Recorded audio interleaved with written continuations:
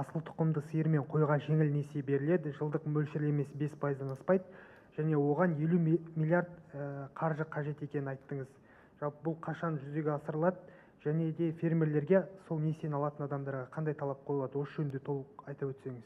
Өздеріңіз білесіңдер, өсімдік шаруашылығына Кендал 2 бағдарламасымен қаржыландыру 5% беріліп жатқан. Сондай қаржыландыру мал шаруашылығына беруге ұсыныс кіргізіп жатырмыз. Жалпы қазір мынау айналымға, обороткаға дейміз 5%-ды жеңілдеткен кредит беруге жұмыс жасап жатырмыз. Қазір мемлекеттік органдармен келісім жүріп жатыр. Аяқталуға тиісті бір 5-10 күннің ішінде.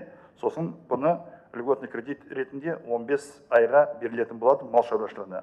Одан басқа малды сатып алуға 7 жылға ма 5 жылға ма берілетін, оны қазір мемлекеттік органдармен жұмыс жасап жатырмыз. Олар бізді Минфин, Минэкономика қолдайтын болса, бұл да таратылатын болады шаруашылықтарға 5%-да. Үйтпесек, мал шаруашылығы өте қиын сала, қолдау керек.